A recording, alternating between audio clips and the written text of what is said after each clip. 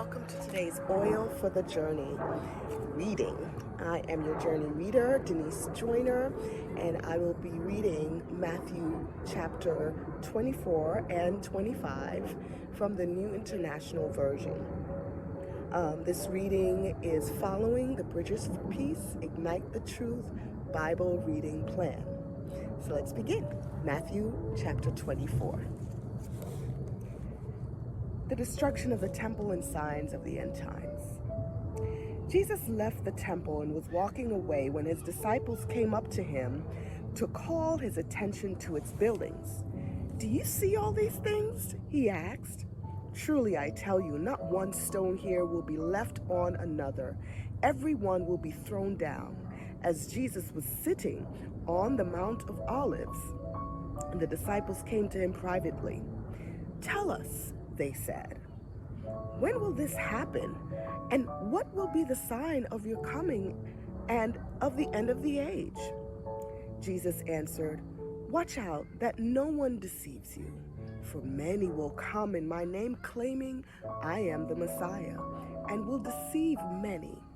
For you will hear of wars and rumors of wars, but see to it that you are not alarmed. Such things must happen, but the end is still to come. Nation will rise against nation, and kingdom against kingdom. There will be famines and earthquakes in various places. All these are the beginning of birth pains.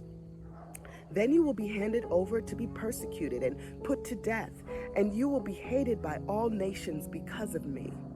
At that time, many will turn away from the faith and will betray and hate each other. And many false prophets will appear and deceive many people. Because of the increase of wickedness, the love of most will go cold. But the one who stands firm to the end will be saved. And this gospel of the kingdom will be preached in the whole world as a testimony to all nations, and then the end will come. So when you see standing in the holy place the abomination that causes desolation, spoken of through the prophet Daniel, let the reader understand. Then let those who are in Judea flee to the mountains. Let no one on the housetop go down to take anything out of the house. Let no one in the field go back to get their cloak. How dreadful it will be in those days for pregnant women and nursing mothers. Pray that your flight will not take place in winter or on the Sabbath, for then they will be great distress, unequaled from the beginning of the world until now, and never to be equaled again. If those days had not been cut short, no one would survive. But for the sake of the elect, those days will be shortened. At that time, if anyone says to you, 'Look, here is the Messiah,' or 'There he is,' do not believe it. For false messiahs and false prophets will appear and perform great signs and wonders to deceive, if possible, even the elect. See, I have told you ahead of time. So if anyone tells you, 'There he is out in the wilderness,' do not go out. Or 'Here he is in the inner rooms,' do not believe it. For as lightning that comes from the east is visible even in the west, so will be the end of the coming of the Son of Man. Wherever there is a carcass, there the vultures will gather. Immediately after the distress of those days, the sun will be darkened, and the moon will not give its light, and the stars will fall from the sky, and the heavenly bodies will be shaken. Then will appear the sign of the Son of Man in heaven, and then all the peoples of the earth will mourn when they see the Son of Man coming on the clouds of heaven with power and great glory. And he will send his angels with a loud trumpet call, and they will gather his elect from the four winds, from one end of the heavens to the other. Now learn this lesson from the fig tree. As soon as its twigs get tender and its leaves come out, you know that summer is near. Even so, when you see all these things, you know that it is near, right at the door. Truly I tell you, this generation will certainly not pass away until all these things have happened. Heaven and earth will pass away, but my words will never pass away. But about that day or hour, no one knows, not even the angels in heaven, nor the Son, but only the Father. As it was in the days of Noah, so it will be at the coming of the Son of Man. For in the days of the flood, people were eating and drinking and marrying and giving in marriage up to the day Noah entered the ark. And they knew nothing about what would happen until the flood came and it took them all away. That is how it will be at the coming of the Son of Man. 2 men will be in the field, one will be taken and the other left. 2 women will be grinding with a hand mill, one will be taken and the other left. Therefore keep watch, because you do not know on what day your Lord will come. But understand this, if the owner of the house had known at the time of night the thief was coming, he would have kept watch and would not have let his house be broken into. So you also must be ready, because the Son of Man will come at an hour when you do not expect him. Who then is the faithful and wise servant, whom the master has put in charge of the servants in the house to give them their food at the proper time? It will be good for that servant whose master finds him doing so when he returns. Truly I tell you, he will put him in charge of all his possessions. But suppose that servant is wicked and says to himself, my master is staying away a long time, and he then begins to beat his fellow servants and to eat and drink with drunkards.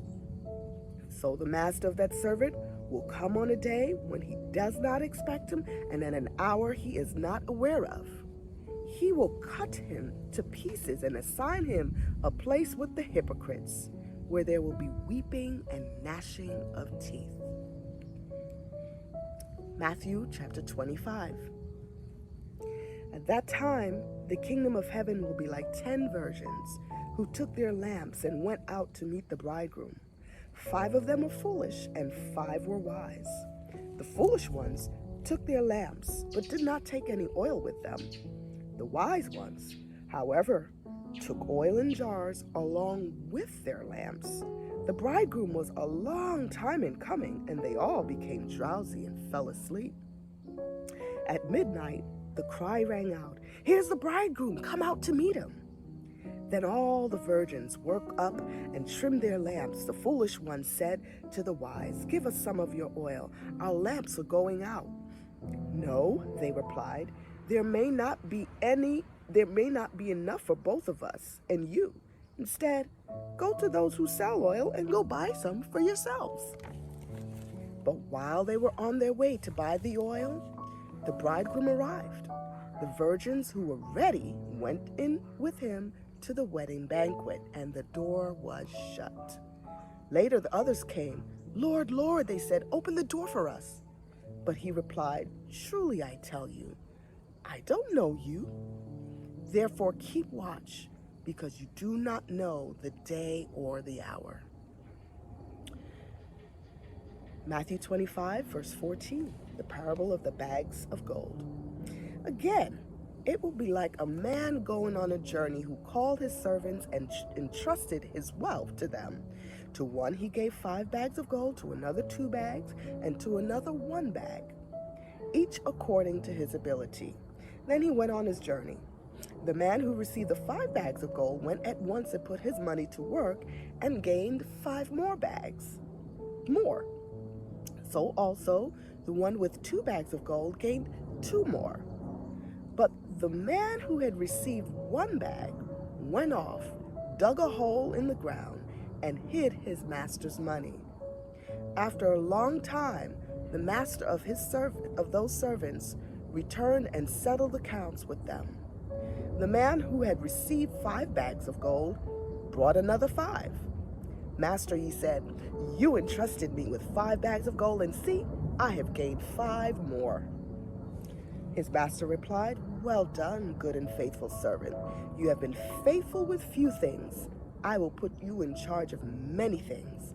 Come and share your master's happiness." The man with 2 bags of gold also came. "Master," he said, "you entrusted me with 2 bags of gold. See, I have gained 2 more." His master replied, "Well done, good and faithful servant. You have been faithful with a few things. I will put you in charge of many things. Come and share your master's happiness." Then the man who had received 1 bag of gold came. "Master," he said, "I knew that you are a hard man, harvesting where you have not sown and gathering where you have not scattered seed. So I was afraid and went out and hid your gold in the ground. See, here is what belongs to you." His master replied, "You wicked, lazy servant. So you knew that I harvest where I have not sown and gather where I have not scattered seed? Well, then you should have put my money on deposit with the bankers so that when I return, I would have received back it in interest.